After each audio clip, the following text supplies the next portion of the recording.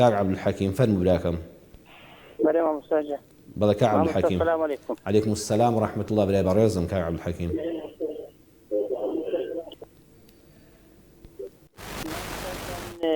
من الحمد لله بخوم بخيزانم أهلي نيجي طاعتي. الحمد لله. بلى. بلى ما مسا بذكركم هي تقريبا 8 سال بس جمعان دستني جي. تسمزالي بيم قلت يا وتم كاكني جاكي خوش دريد واز لو مسألة بيني حتى سندي أمن داش يكون عبالي لو مسألة. بەڵێ کاک عەبدولحەکیم پرسیارەکەت گەیشت پرسیارێکی جوانە بەسەر چاو ئینشەڵڵا ڕوونکردنەوەیەکی پێویستت دەدەمێت لەسەر ئەو بابەتە برا شیرینەکەم. کاک عەبدولحەکیم فەرمووی الحەمدولیلا لەگەڵ خێزانم نوێژ دەکەین سوپاس بۆ خوا. کوڕێکت هەیە 33 ساڵە بەس جومعان دێ. الحەمدولیلا کە مادام ڕۆژی جومعەش دەچێتە مزگەوت ئەوە زۆر گرنگە.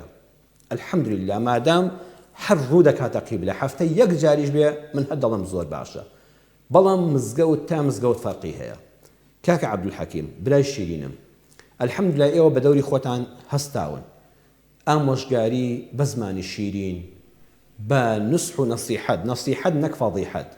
ئەو کاتێک کە من کوڕەکەتان جەوی خۆشە الحەمدولیلا سفرەتان ڕازاوەیە نانەکەی بەدڵ بووە لە دەرەوە مشکیلەی نییە شەرت نییە هەموو ڕۆژێ بێ بەڵام ناو بەناو ئاوا لە جەوێکی خۆشی ماڵەکەدا و خۆشی دڵی کوڕەکەتاندا کە هەست دەکەی ئەو ڕۆژە دڵی خۆشە بڵە کوڕە شیرینەکەم واللهی تۆ جگەرگۆشەی ئێمەی ئێستا الحەمدولیلا تەمەنت چۆتە پێشەوە بەڵام هەر ئێمە وەکو مناڵێک بۆ دایک و باوکەر مناڵی خۆشەویستترین کەسی ئەم سەرزەوێ بۆ ئێمە تۆی واللهی بەختەوەری تۆمان دەوێ بەختەوەریش لەوەدا دەبینم تۆ کوڕێکی زۆر باشی وەسفی چاکەکانی بکە ئەم چاکە و ئەو چاکە و ئەو چاکە ئەوەت هەیە الحەمدولیلا بەڵام یەک گلەی بچووکەوە لەم هەیە ئەویش لە خۆشەویستی تۆدایە خۆزگە نوێژەکانت دەکرد خڕم بێ پێت بڵێت و بابەت ئەوەندەی لەسەری مەڵێ بڵێ کوڕی شیرنم ئەگە خوا نەخواستە ئاگرێک لەوێ بێت دەبێت 100 جار هاوار بکەم نەکەی کوڕم نەکەی ئاگرە کارەبایە دەستی لێ نەدەی.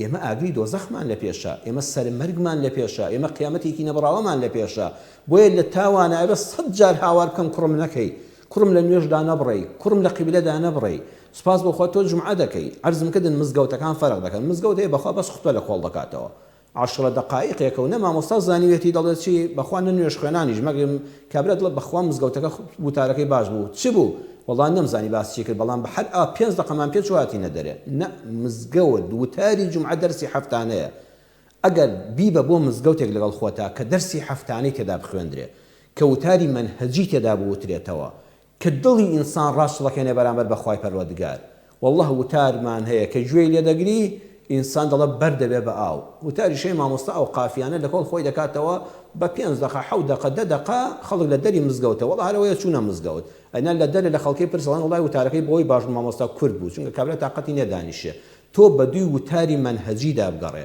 وتارێک کە دڵت بجۆشێنێ جاجا فرمێسک بە چاوتا بێنێتە خوارێ ئەم کوڕە لەو بڕوادام هاتوچۆی ئەو مزگەوتانە بکە ئیتر بەردەوام اینجا خۆشەویستی مامۆستایەکی برادری مامۆستایەکی ئاینی بێتە دۆست و برادری بە ئیزنی خوای گەورە زۆر فەرق دەکات ئەگە خوا نەخواستە حتا مردن هەر بەردەوام بوو لە نوێژ نەکردن کاکە تۆ دایکی هیچ گوناهتان ناگاتێ کە عەبدولحەکیم هیچ گوناهتان ناگاتێ هیدایەت بەس بەدەستی ئەڵڵایە بەڵام تۆ بە هەموو ئامۆژگاریەکان و خەم خواردنەکانت خوا پاداشت بۆ دەنووسێ یا ڕەبی خوا هیدایەتی ئەو برایەمان بدە.